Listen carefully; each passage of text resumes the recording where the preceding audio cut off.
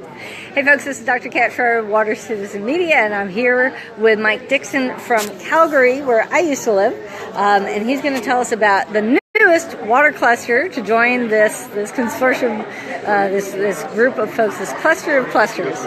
So, Mike, tell us about Water Next. Okay, 7-0. Whoa!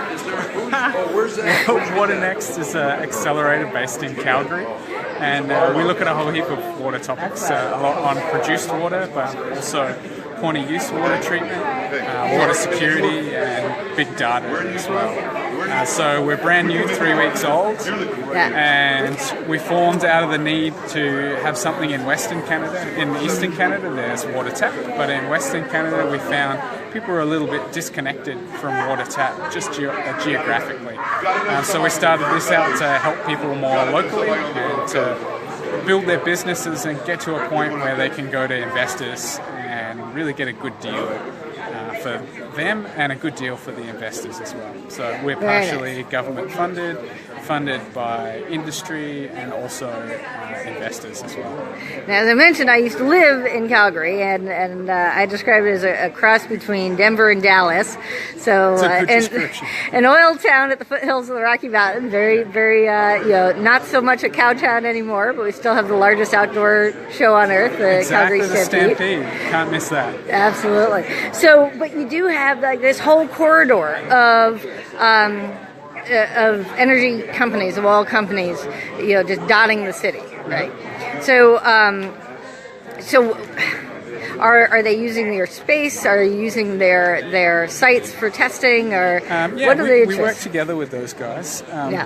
The major producers over there get together in a group called COSIA, the Canadian Oil Sands Innovation Alliance. So that was a group of 14, but previously a couple of companies merged, and I believe it's now 11.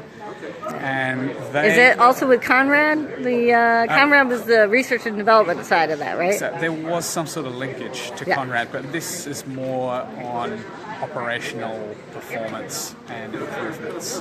So they have a program called ETAP that has about 800 technologies from all around the world that have come to COSIA and said, we can help you out. But getting through that list of 800 is almost impossible for them.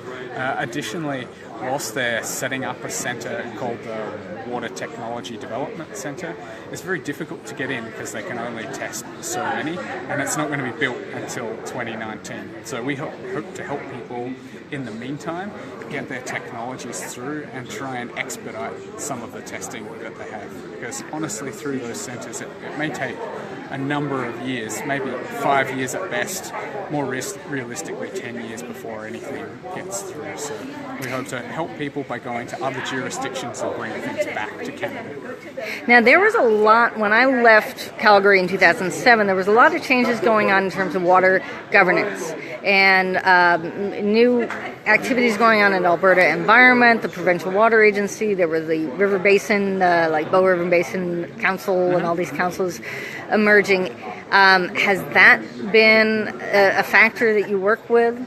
Yeah, absolutely. Yeah, we have a consulting company that we're a sister company of called WaterSmart Solutions, and WaterSmart does quite a lot. Kim Sturgis. Kim Sturgis, thank you. So she's done a lot of work over the last 10 years or so in the watersheds and getting people together, particularly, in fact, the Bow River Basin was the pilot area where we did this, and then subsequently right across the South Saskatchewan River Basin, is that we get people together to talk about their watershed issues and make sure no one's shortchanging each other, do a whole heap of modelling, and come to a point where we can create a management plan for the basin.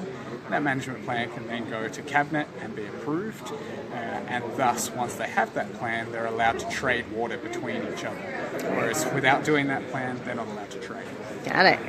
And so you're based in Calgary, but Alberta, the folks in Calgary are involved with what's going on in Edmonton and all the government agencies. Absolutely. What's going on at Fort Mac, Fort McMurray, where the oil sands are located. How do you guys? Are you coordinating with water technology throughout Alberta, or all of Western Canada, or how far do you reach? right across Canada, but with a focus on the Western Canadian market.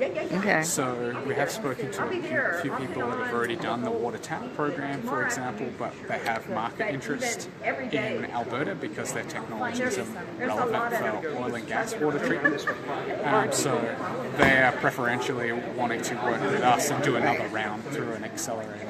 We've also got a couple of technologies from BC and scores from Edmonton, so it's not just Calgary. So which of the universities you're working with? University of Calgary, University of Alberta, UBC? Lethbridge. Yeah. Okay. And a little bit with U of S, Saskatchewan.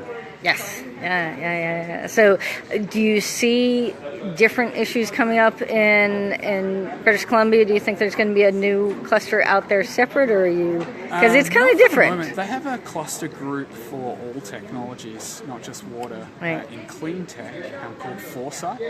So they do a little bit in water, but I think our connection to the rest of the globe and the water industry would probably help out water people specifically a little bit more than their clean tech broad accelerator can help out.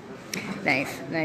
And one last thing, we also have worked with a group with Camille Dow, or we've covered stories with Camille Dow Baker, and I just blanked on the name of the organization that she does the sand filters. You know which one I'm talking about? Okay. There's a lot of charitable or global activities run out of Cost. Thank you. Center for Affordable Water and Sanitation Technology. Fantastic center. They're doing some great stuff around the globe. Yes. They have a real niche on understanding how to go into a developing country community and teach them about water treatment and provide new methods for them to treat their water in a way that suits them, so that when their team leaves, the community still treats their water and less people get sick. So fantastic group, and they're doing great things around the world. Awesome. So do you guys see opportunities to go global with the technologies that you're doing, and also absolutely. Getting into the developing countries as well? Probably not so much into developing countries because Costs do that so well. And on one of our other businesses, we work together with Cost. So on the small treatment stuff for developing countries, they're really good at that. Yep. We're really good at the commercial scale and large. Well, one of the other areas that we looked at innovation, I was at Golder, so we were looking at a lot of the innovative technologies for the oil sands region.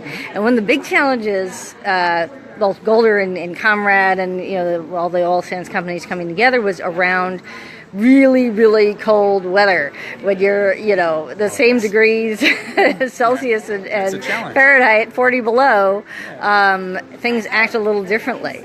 So is that one of the areas where you guys are really going to be developing? Not a specific focus.